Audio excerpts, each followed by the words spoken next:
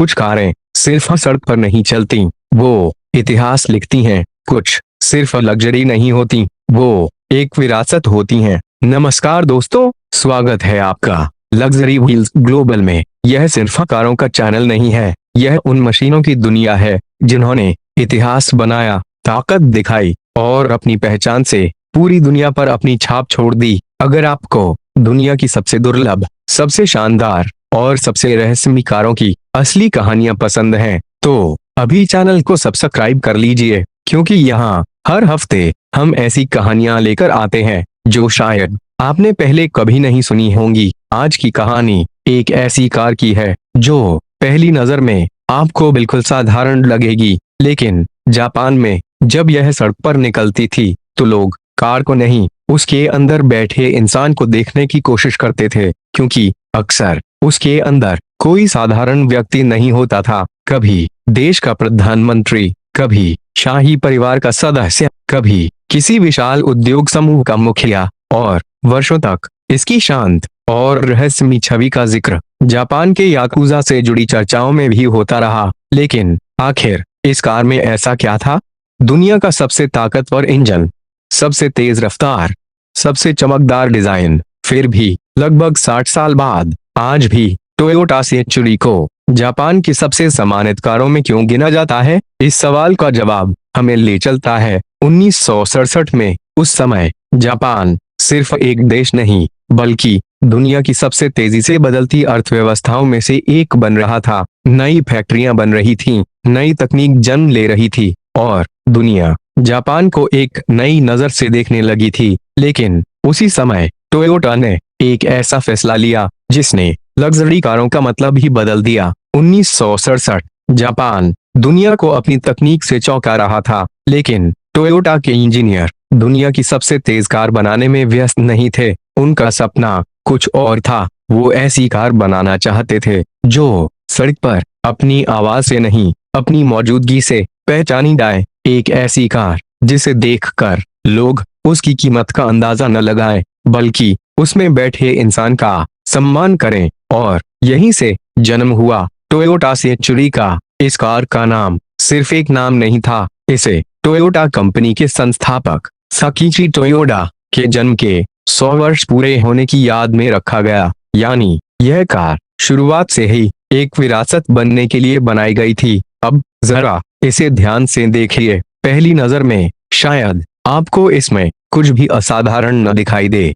बड़ी ग्रिल, आक्रामक डिजाइन, ऐसी बॉडी जो हर किसी का ध्यान अपनी तरफ खींच ले। लेकिन यही इस कार की सबसे बड़ी खूबी थी, क्योंकि जापानी सोच कहती है जिसे अपनी ताकत बार बार दिखानी पड़े वो असली ताकत नहीं होती। और टोयोटा सेंचुरी उसी सोच का चलता फिरता रूप बन गई। इस कार के सामने टोयोटा का सामान्य लोगो भी नहीं लगाया गया, उसकी जगह एक खूबसूरत फीनिक्स बनाया गया। एक ऐसा प्रतीक जो सम्मान, नई शुरुआत और लंबी विरासत का संकेत माना जाता है। यानी टोयोटा पहले ही दिन दुनिया को यह बताना चाहती थी कि सेंचुरी सिर्फ एक नई कार नहीं, बल्कि एक नई पहचान है। लेकिन असली जादू बाहर नहीं, अंदर छिपा था। जैसे ही इसका दरवाजा खुलता, बाहर का शोर धीरे धीरे गायब होने लगता। लकड़ी का हर हिस्सा ध्यान से तैयार किया जाता, हर सिलाई कई बार जांची जाती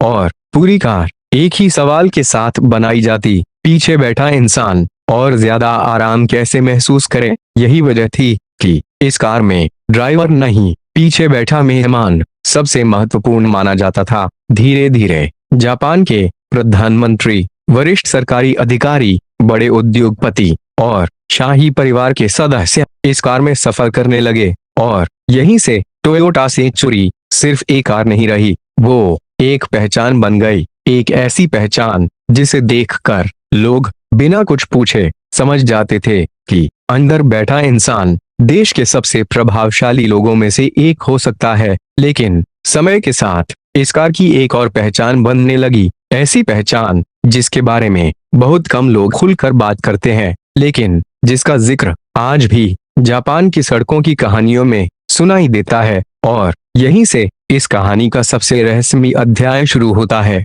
लेकिन टोयोटा सेंचुरी की कहानी यहीं खत्म नहीं होती। समय के साथ यह कार सिर्फ सरकार की पहचान बनकर नहीं रही, बल्कि इसकी एक ऐसी छवि बन गई जिसने इसे दुनिया की सबसे रहस्यमयी लग्जरी कारों में शामिल कर दिया। जापान में लंबे समय तक जब भी किसी काली टोयोटा सेंचुरी का काफिला धीरे धीरे सड़क से गुजरता था, लोग सिर्फ कार को नहीं देखते थे, बल्कि यह सोचने लगते थे कि आखिर इसके अंदर बैठा कौन है, क्योंकि इस कार में कभी प्रधानमंत्री बैठे, कभी बड़े उद्योगपति, कभी शाही परिवार के सदस्य, और सालों के दौरान कई सार्वजनिक तस्वीरों और रिपोर्टों में कुछ प्रभावशाली याकुजा सदस्यों को भी टोयोटा सेंचुरी के साथ देखा गया। हालांकि टोयोटा ने इस कार को कभी उस उद्देश्य से नहीं बनाया, लेकिन इसकी शांत, गंभीर और बिना दिखावे वाली पहचान ने इसे एक अलग ही छवि दे दी।